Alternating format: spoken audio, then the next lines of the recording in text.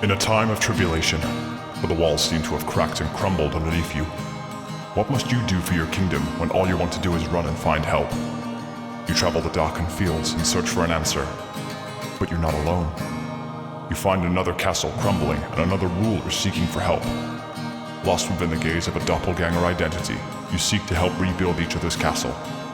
But what happens when both parts intertwine too emotionally? Something you already had and felt strong having throughout the future, lost within the ideology of a brand new light.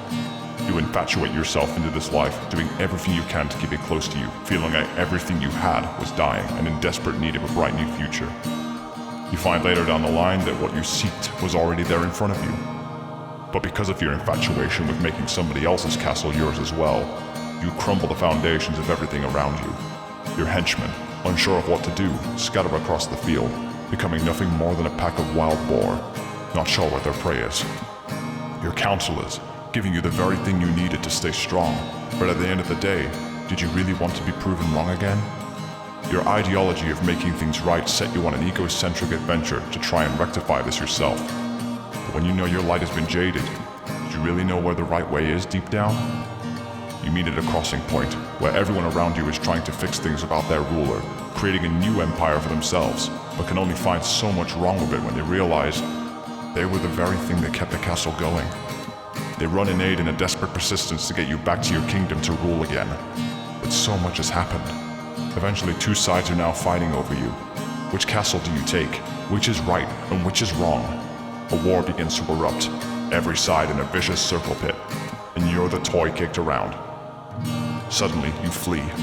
You run to the farthest ends of the world to seek your own choices. Believing you had finally escaped, you found a magical lake. A spirit emerges. But it isn't scary, because that spirit is you. Trying to talk to yourself, trying to find the things that went wrong, the things that went right. Oh, how you yearn for your life to be back the way it used to be, where your kingdom stood tall, and in the event of your bricks crumbling, acting upon this as quickly as possible, instead of running for an unpursuable dream. The realization, the epiphany, the very things around you already building back the past for themselves.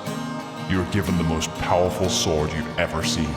A magical weapon that when pushed into the ground and into the belly of the beast, turns everything back to the way it was.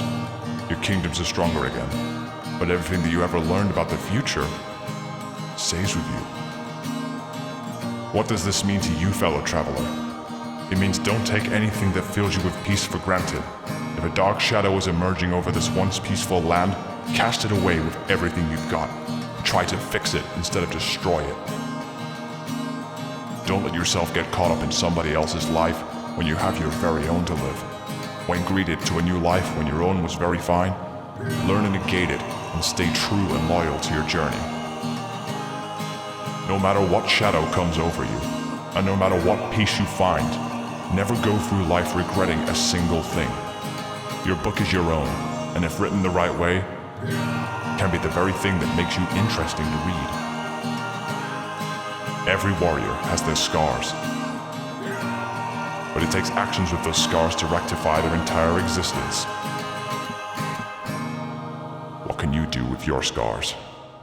Rebuild this castle that never dies.